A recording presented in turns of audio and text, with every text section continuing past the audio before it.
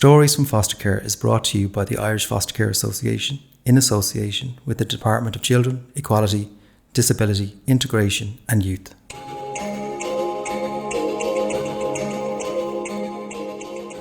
I'm Niamh Barrett, and on this episode of Stories from Foster Care, I'm talking to Andrea Reilly. Andrea is a passionate advocate for young people, particularly those with lived experience in care.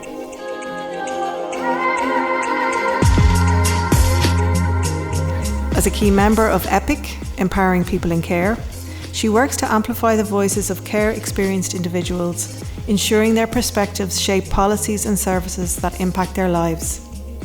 Andrea also brings awareness to Foetal Alcohol Spectrum Disorder, FASD, drawing from her own lived experience to advocate for better understanding, support and accommodations for individuals with FASD.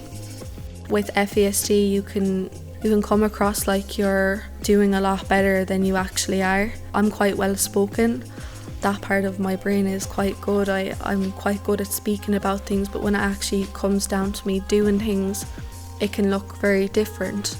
So I come across really well. It's an invisible disability for a lot of people and it is lifelong, and you can't see my brain, and that's what I tell people, like I look like I'm okay, but realistically you can't see my brain and my body and like what's actually going on. She is committed to breaking down stigma and pushing for systemic change that ensures young people with FASD receive the resources they need to thrive.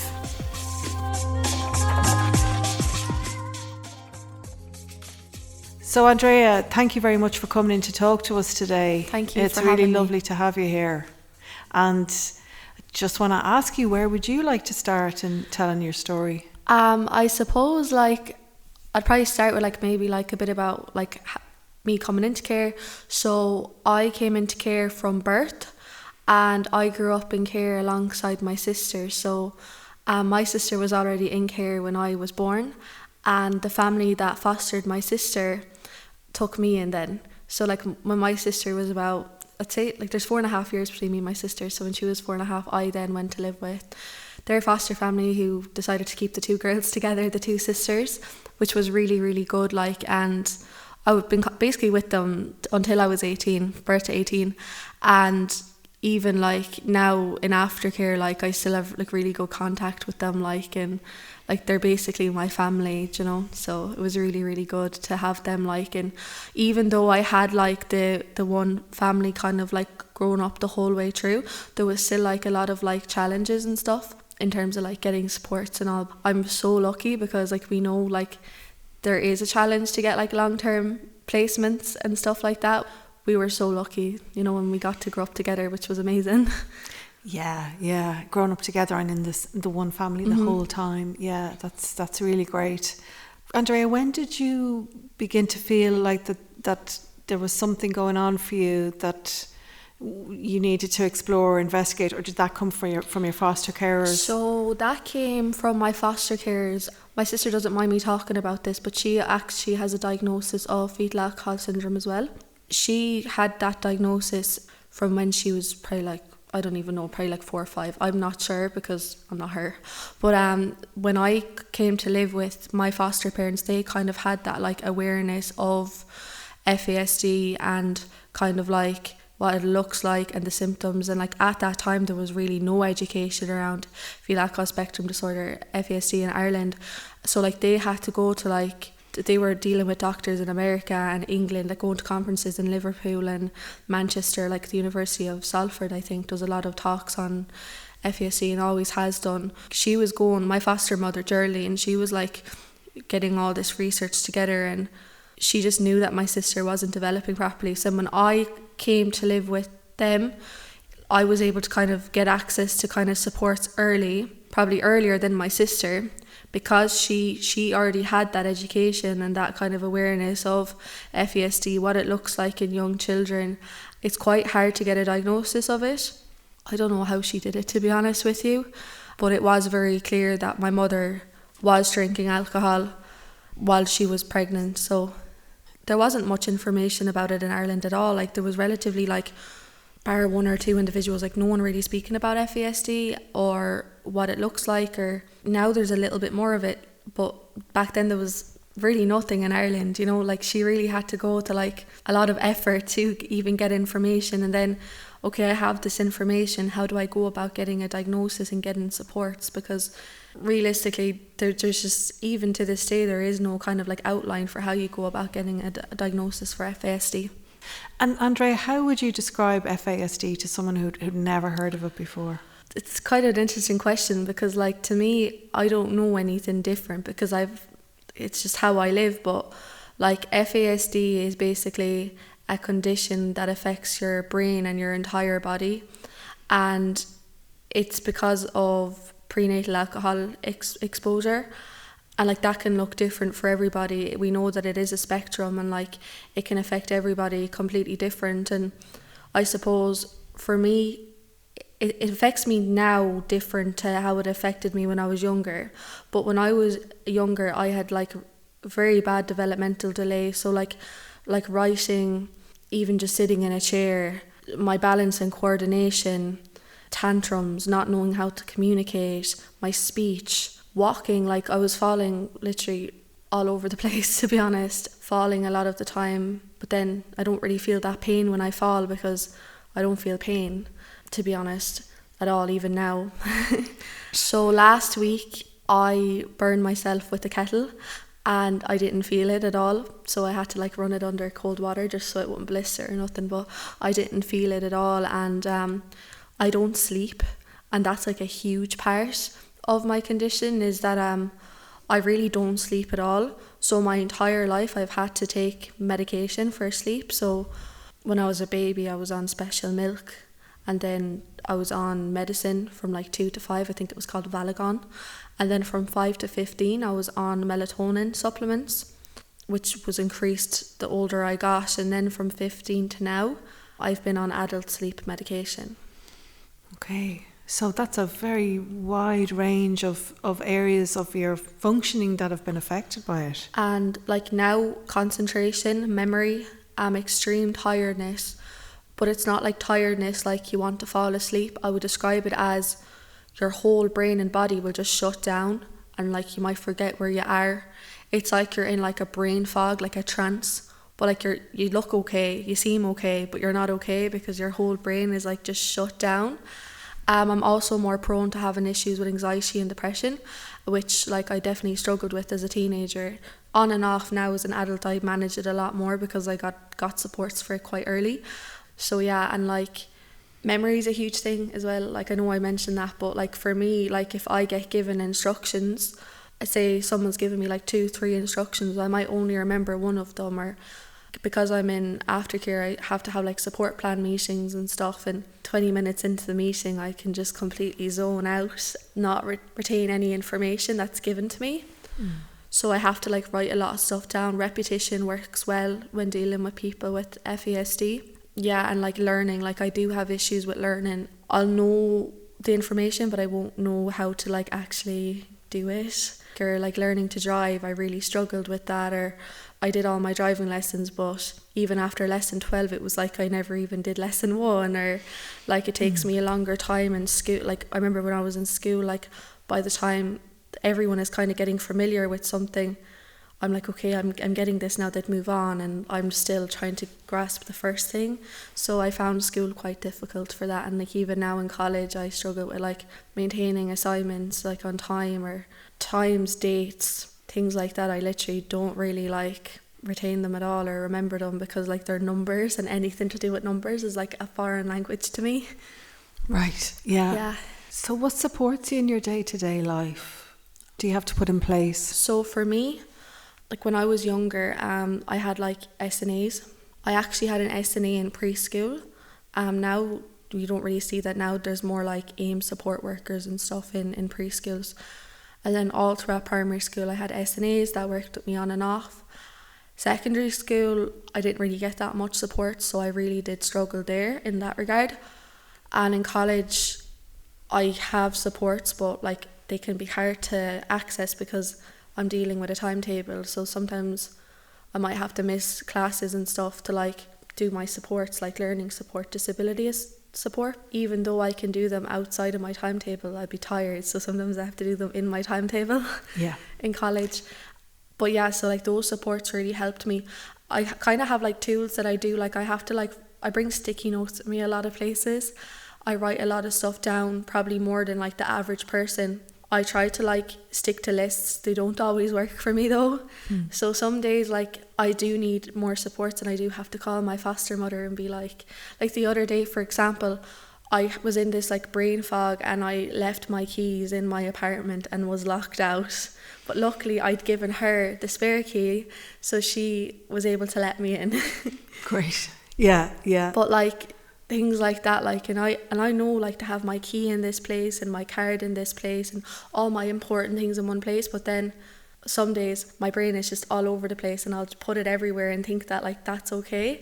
Or because I know I lose things a lot and like my memory's bad, I will put stuff in like a safekeeping place, but then I won't remember where that safekeeping place is. Or people will tell me to write stuff down, and I will, because I do like to write stuff down, but then I'll forget where I wrote it down. So yeah. And Andrea, just in terms of like FASD being known and understood and appropriately diagnosed, could you talk a little bit about that? And like, I'm sure there's potential for misdiagnosis. So like, yeah, like a lot of people with FASD, they go undiagnosed or misdiagnosed because it looks quite similar to other disabilities such as like ASD or ADHD. And actually some people have FASD, like, or a diagnosis in one of the FASDs, and that's as well as like they might have ADHD and FASD, or FASD and like ASD, something like that. But it can be misdiagnosed. I think oftentimes it is misdiagnosed, especially in Ireland. There's a lot of myths about FASD, like people think that like to diagnose they have to have like specific characteristics or facial features and stuff like that, which only less than 10% of people with FASD actually have those like facial characteristics. I kind of grew out of mine when I was younger. I definitely did have some characteristics of FASD. I was quite thin. I was very pale. I had like my upper lip was a bit different. My chin was a bit different. Things like that. As I got older, that all became less noticeable. So to kind of say like, oh, it's just people that look like this or people that have FASD, it's just not true. I think that might be one reason why people might not think to like be like, okay, my child might have FASD or my foster child might have FASD because of that. I also think that like it's very hard for like even a foster carer to like look at their foster child or their own child and be like they might have FASD, because there's just not a lot of information out there. Like, you know, like we see now like with autism, like organisations like As I Am, like they've gotten like a lot of publicity, and like people really are starting to know about autism. Like you go into nearly every shopping centre and there's sensory rooms for people with autism and stuff like that, whether we're only starting to kind of get that now with FASD. The last like 2 or 3 years, I think like organisations like FASD Ireland has done like a really good job bringing the awareness to like a really high level. Yeah. And there's another young lady called Maggie May who does a lot of advocacy work around FASD too, and like people like her was the ones that wanted to make me actually speak out about it too. I remember Maggie, she had an article in I can't remember what newspaper, and reading kind of like her symptoms and stuff like that, I was like, wow, like that is literally like so similar to me. Like, and bar me and my sister, I did hear of young people that had a diagnosis with FASD, but no one like that was like kind of like around my age, like she's a bit older, but like I never like really heard anyone that symptoms were like, wow, that's like me. Yeah. Andrea, why do you think so little is known about it here, or what's the barrier, do you think, here? I think that in Ireland in general, I think that we do have a lot of issues with alcohol usage in this country. I think it's very normalised here. I think in a lot of Western countries it is, but particularly Ireland, it's nearly generational. But it's weird because it's so normalised, yet there's so much shame around it. And I think that having that shame around it is what's preventing people from saying like, look, my child may have FASD. I like to actually admit that you drank while you were pregnant. There is a lot of shame around it when it's not supposed to be shameful. If we broke down that stigma a little bit, I think that that would be a huge thing. I also think that the government need to acknowledge that too. And I think that like if FASD was to actually be recognised as a disability in this country, which it isn't currently, they'd also have to acknowledge the issues around alcohol and just addiction in general in the country, and mental health issues and whole other issues that come into play when it comes to FASD. You know, we know that like children are put into care for many reasons. So many reasons, like especially nowadays, because housing, etc. But a lot of children are put into care because of alcohol usage and things like that. So it wouldn't be really like naive to think, wow, like these kids, like a lot of them probably do have FASD, and it probably is going undiagnosed. I do think that it does need to be recognised as a disability, and I remember former Minister for Disability Anne Rabbitte, that's something I made it very clear to her. Goes, if we're not recognising this as a disability, then so many kids in schools can't get supports. Like my foster mother, she used to go up to the Department of Education herself just to try to get some supports in schools for me and my sister in education, because it's very hard to get certain supports when your condition isn't on the list of conditions that they support. Yeah, so she had to make a case for you both. She sounds pretty amazing. I think I get a lot of my like advocacy, my outspokenness and stuff like that from her. She's a tough cookie, like she doesn't let much pass her, like, you know. Hi, I'm Lauren. You're listening to Stories from Fostercare. Hi, I'm Niall. Don't forget to subscribe on Apple, Spotify, or whatever device you use to pick up your podcasts. So, Andrea, can you remember the moment you decided to become an advocate for people with FASD? I would like to say I'm an accidental advocate. I think a lot of people that do this kind of work are. So about nearly 3 years ago now, I was in EPIC's advocacy service. So I had an independent advocate, and the role of an independent advocate is to make sure like your rights are being met, like while you're in care or aftercare, and that you're getting like adequate supports and stuff. It's like someone who's independent, like a social worker. And I was speaking to him, and I was speaking about my disability, and like I was speaking about like how I wish it was more understood and everything. And then he told me that EPIC, Empowering People in Care, are doing the first of its kind research on children in care and care leavers with disability, and that he thinks I'd be really good of being involved in this research. So from there I joined the youth advisory panel for the project, and we worked with a researcher to shape questions, and we got some kind of like basic research training, and we helped kind of like take out the research and kind of make it in like a presentable way. And so I did that, and like I was also a participant too, so I was a participant, and then I was also helping the researcher in the advisory group. And that's kind of how it all started. And then went to the launch of that. It was launched in March 2023 in the Ombudsman for Children's office. Yeah, that's kind of how it started. It was really accidental. It was just like me just having chats with my advocate, and he was like, you know, you'd be really good at that. Yes. And so how has it been becoming an advocate? What have you noticed? I've noticed that there is a lot more talks about FASD now from even like 5-6 years ago, which is brilliant, like especially in Ireland. We have the first ever FASD conference in Ireland coming up in May. It's being run by FASD Ireland. Great. Which is brilliant, like for anyone that wants to get like any information on it, or they might be working with a child that might have suspected FASD or even has a diagnosis. It's also like, even before I became an advocate, like one thing that I did notice is that everybody that I know that has a diagnosis of FASD has either been in care or like been adopted, which is really interesting.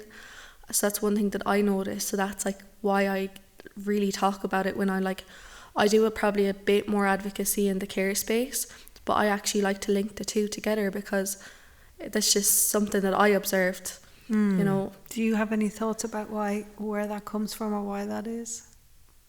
I'm not sure. Yeah. I think it's, look, like a lot of children are put into care for many different reasons. I think that like maybe like foster carers are like, you know, like they're bringing their foster kids to like early intervention teams. A lot of them have like multidisciplinary teams like speech and language therapies, occupational therapy, psychologists, and I think all of these people, pediatricians, etc., like they might be able to paint a bigger picture, whether like maybe some children that haven't been in care might not get access to like them supports, or they're harder to get, there's longer waiting lists, we see that now. Okay. So maybe, I'm not sure. Yeah, there might be some relationship there, but it sounds like this is all part It's of just it. an observation. I'm not sure if there is a relationship. It's just something that like I observed even before I came into the advocacy space, and I always found it really fascinating. Obviously there's probably a lot of people that do have FASD that we meet every day and they don't have a diagnosis or... And what was your diagnosis process? You know, how did you come to that? I'm not sure. That's basically my question, I suppose. When I was younger, I just remember going to see so many different people, like geneticists, pediatricians, speech and language, occupational therapy, psychologists, so many different groups of people. There's probably so much I'm missing out. If my foster care is listening to this, she'd be like, no, Andrea, you went to see this person, that person, so many. And even my GP was also a big help as well, and my GP along with my pediatrician were like the main people that actually like got me the diagnosis of fetal alcohol syndrome. So very grateful to have the diagnosis, considering it's so undiagnosed / misdiagnosed, but it's because of that work that my foster mother did in terms of like getting that information. And like one thing that she did do was she always kept, I mean, I know a lot of foster carers are told to do this anyway, but it's quite hard to do it, but she kept a notebook and kept track of our behaviours, how we were developing, just kind of things that she noticed. So like if anyone's listening to this that like has ever worked in childcare, child observations are like a huge part of the early years. She nearly like took that aspect of childcare and put it into her practice as a foster carer, and she kept a lot of observations. And it's quite difficult when you're trying to advocate for a child when you're their foster parent, because my foster mother, she recalls going to social workers about me and my sister's developmental issues and different concerns raised, and she was often fobbed off and kind of been like, oh, there's nothing wrong, like she's fine, she seems grand, whatever. But actually foster carers are at home with them children 24/7, with the exception of respite, which is even, it's hard to get respite. Kids in care aren't allowed sleepovers and things like this. They are with that foster care 24/7. So for a social worker who's seeing that child maybe like once a month, once every 2 months, maybe once a week, for an hour, to say, oh, everything's fine, it's not good enough.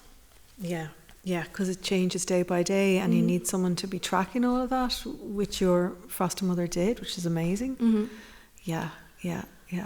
Parents have a lot of rights in Ireland, and I think sometimes like when you're in a long-term foster placement, foster carers aren't given much of the same rights as a parent, despite it being like a long-term placement. Like I understand if it's a short-term placement, obviously parents have rights in this country and it's brilliant, but when it's in a long-term placement, and I actually never lived with my natural mother, so like it's quite interesting that like this woman that raised me and is actually trying to advocate on my behalf, even as a teenager, getting like mental health supports, exam supports, things like that, and like constantly being fobbed off. Like I think she's marvellous of like what she done and how she kept doing it.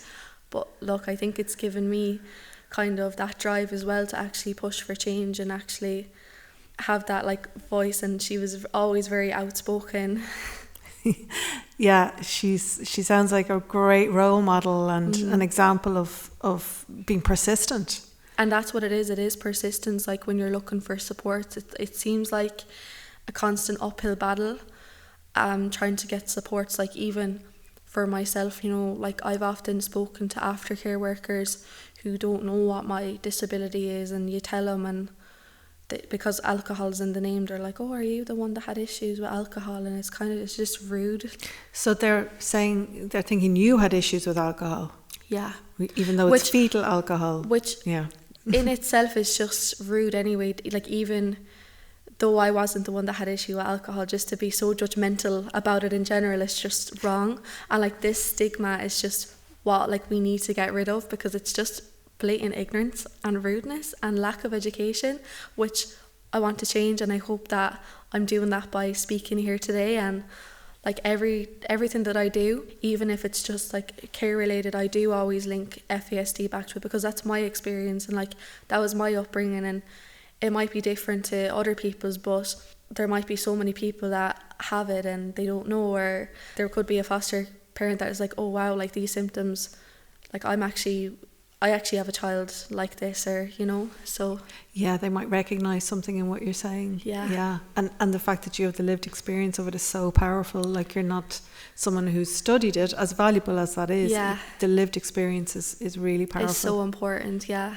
Yeah, so thank you for speaking about it. There is a lot of like misinformation even online about FASD. Like, a good source to go to is FASD Ireland's website, and they also have a helpline as well, like a phone that you can call to get advice, confidential advice around FASD as well. That's what I do know, because like there isn't really much information about it, like in terms of like the Irish sector. So it sounds like sort of becoming more informed about FASD means really facing our alcohol problem in this country, and then underneath that are more systemic problems too, and it's it's an invitation to really look at how our society is organised and the problems that people have. And like another thing as well is like one thing that came up during research into children in care and care leavers with disabilities, it's called Headphones, Odd Shoes and a Second Chance at Life, and that name was actually came up with by the young people who were involved in the research. This is EPIC's research? EPIC, yeah. One thing that came up was that when you're looking for supports when you grow up in care with a disability, is like you don't really know where to go, because you'll go to TUSLA and they'll say it's HSE's kind of issue, and the HSE will say, yeah, well, you're in foster care, so it's TUSLA. So right. There is plans of them doing a follow-up research on just the joint protocol between the HSE and TUSLA. I don't know who's doing that research. Will it be the HSE or will it even be TUSLA? But there is supposed to be some follow-up research there, because like that is really important. Like people don't know where to go. Yeah. I don't think they know themselves at times. You mean those organisations? Yeah. Where would you begin if someone just gave you this huge budget and, you know, maybe even a team of staff? but what would be your first step, do you think? Trying to get that joint protocol research done, because it's nearly 2 years after the launch of the Headphones report and still nothing, although there is talks of it always, but it hasn't actually happened yet. To get FASD a recognised disability in this country, which I know FASD Ireland are working heavily on. Like, we have a new government, it's a great time to actually push for change and more policy around it. And yeah, so that's the first step. It sounds like having it recognised as a disability is the most important thing right now. Yeah. And like, that might not seem like it's very important, but that actually is very important, because even accessing supports in schools or in college, or even things like applying for like a disability allowance, stuff like that, like people can find it really challenging, because the people reading those applications, like they don't know what this condition is, so they're like, oh yeah, schools don't know what to do, because a lot of schools, I've never heard of it before. And it seems like all of that caused delays and inadequate supports, not the right supports. With FASD, you can come across like you're doing a lot better than you actually are. I'm quite well spoken. That part of my brain is quite good. I'm quite good at speaking about things, but when it actually comes down to me doing things, it can look very different. So I come across really well. It's an invisible disability for a lot of people, and it is lifelong. And you can't see my brain, you know, and that's what I tell people. Like I look like I'm okay, but realistically you can't see my brain and my body and like what's actually going on. It's the same with everyone, and like that's like how I look at people. Like, you don't know what's going on in that person's life, in their body, like what illnesses they have and what disabilities they have, if there is any. that's how I would treat people and that's how I approach people. So you'd expect that from educators, from professionals, from social workers to do the same, because it's more of an empathetic approach, and it's just more child-centred as well, young person-centred, actually focusing on their needs and what they need in this moment, rather than labels and this and that. Like, having a diagnosis is so important, but it also needs to go by the needs of the child and the young person. You know, it's like you see it like with children with who are on the autism spectrum. They'll get that label, and then all the supports are based just around this label and not actually based on the needs of the child or the young person. And I think that's really important. But if FASD was recognised as a disability, then we could tailor some supports based on the needs when there's more understanding and education around it, and that's what my hopes are. Yeah, so we're really at very early stages of understanding it and catering to taking care of children who have it. Yeah. And I love what you say about the empathy that you carry for people who also may have something that's invisible. That it sounds like you take that into account when you meet people now. Yeah, like everyone, we have like a lot of like mental health issues in this country as well, and a lot of people are struggling in their own ways, even if they don't have a disability. You know, I think having a bit of like soundness and kindness, it doesn't go a long way. Like, it goes a long way. Like, it's free. Like, it's really important to do that. And that's like something I always say, like when I'm speaking at conferences and stuff. It's like we speak a lot about like how to work with like children and young people and about rights and stuff and policies and all these things, but sometimes all it comes down with is just a bit of understanding, a bit of kindness, a bit of soundness, empathy, understanding, just being like open-minded and actually just going by the child's and young person's needs. Yeah, like you say, child-centred. Yeah. Great. You're also very passionate about aftercare. So I do a lot of work around the care space in general and a bit about aftercare too, because I think that for a lot of people leaving care at 18, and I've said this at like every single interview that I've done, but it's like having a Jenga tower and getting the blocks pulled from underneath it. What's going to happen? It's going to fall down if them supports aren't put in place. And for a lot of people, when they turn 18, they have nowhere to go, they have nowhere to fall back on.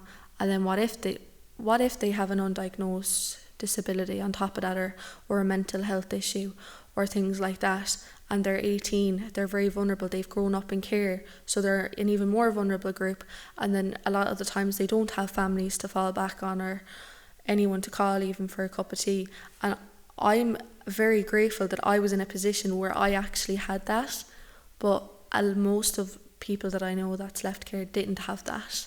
So me having that experience, I want to like actually shed light on like how that actually can shape a person. Like, I moved out in December at just gone 22. If I had to have done that at 18, I don't think you'd be talking to the same girl in front of you right now, because realistically at 18, like, you know, you're still only a child really, like, and we know now, like from the CSO reports, that most people in Ireland are actually living with their parents until they're 25. So how is it that like when you're 18 you're kind of out the door when it comes to care? Like, and the only way you can get aftercare supports is if you're in full-time education. But if you're struggling with education in primary and secondary school in care, it's going to be a lot harder for you to go on to third level education or further education.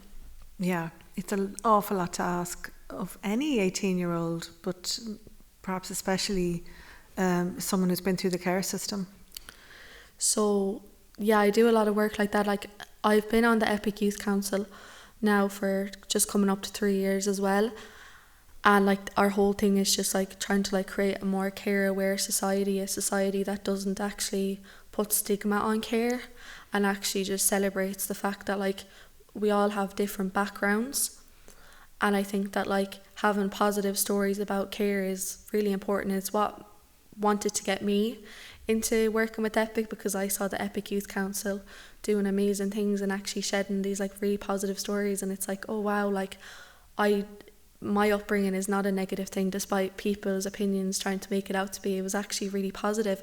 My life is so much better now for being in care than if I wasn't. Like when you tell people I grew up in care, it's like, oh, you poor thing, like it's really, must have been really hard or upsetting. It's like, it was a bit more challenging, but it's made me a more resilient person. It's made me a better person. I got opportunities that I would never have had if I wasn't in care, and something just as simple as a loving, caring home. Yeah, and the consistency, like the and consistency, being with one very like energetic and committed carer. And was she by herself, or did she have a partner? Yeah, so Geraldine and her husband, they both were amazing. Like growing up, like they both really fought for like me and my sister to get correct supports, and they also had another boy too that they adopted, and like so the three of us, like we all grew up together, and they have 2 of their own children too. So how many of you were there then? Well, full time there was me, my sister, the other boy, 2 of their own children full time, and then when they got older they moved out, so it was just the 3 of us. But then like they did take on some other children for like short-term placements and stuff like that. So yeah, was very lucky to have them. And did you have any contact with your birth mum? So I had supervised access visits from childhood right up until I was about 12, and then I stopped going to visits. And I stopped going to visits because I realised I don't have to go for visits anymore if I don't want to. Oftentimes when you're in care, it's just a thing like, oh, you have access visits, you have parental access, you have your sibling access, and I did both sibling access and parent access. And I didn't mind going to access visits, but I do think that like going for as long as I did probably did have like some effect on me, because like it's quite a weird thing when you're with like a long-term placement and then you're going for visits, and you're going for visits with your mom, but like your mom's not actually your mom because she knows absolutely nothing about you. Okay, this is your birth mum. Yeah, because like realistically we didn't have visits very often, you know, and like you kind of have that like sense of loyalty to your natural family, despite you like not growing up with them, you know. And that was very hard to navigate growing up in care, but I just made the decision that it would be a lot better for me even starting secondary school and stuff like that. And I was just at this age where I was like, you know what, I'm not going to go for visits anymore. And like that was actually like quite an empowering thing, because as I said, like you think that like you don't have a choice when you do. I think that's more explained to children now, that it's up to you. It's not just up to the parents. It's actually up to you as well. Yeah, and you were able to make that choice for yourself then. Yeah.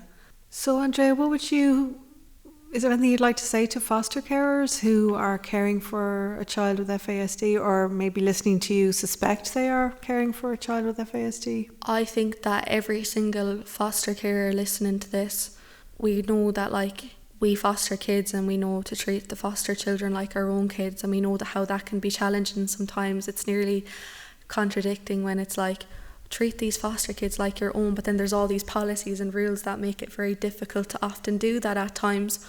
We're not always normal children. We're children that were put into care for reasons, and that can have both positive and negative effects on us and makes us a lot different to other kids that say haven't been in care.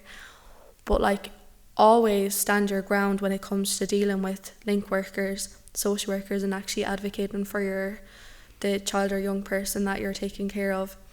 And also to always keep some notes, just how they're doing, you know. Just keep an eye out for things. And I wouldn't be naive to the fact that there could be something going on, even if it's not FASD, but there could be something a little bit extra that, you know, that might need to be investigated. And that's not a shameful thing.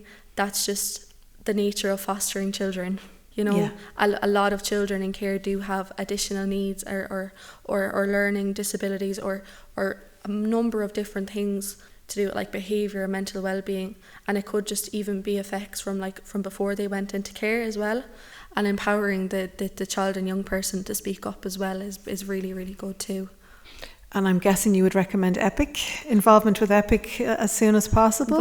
Involvement with EPIC, because EPIC has an advocacy service that's open from children in care, I think from a young age. So if there's ever like an independent advocate needed, like EPIC or their FASD Ireland is there, they have a helpline, and they have information. We'll put that at the end. And they have some like information on their websites too about FASD that's factual and clear to understand. Yeah, and it's great that the first conference is happening this year. In May 2025. So it is getting more and more visible. But like, so much thanks to you for being the advocate that you are and helping people to understand this. Thanks a million. You've really opened my eyes to it, and I'm sure lots of people listening as well have really benefited from hearing you. So thanks, Andrea. Thank you so much for having me.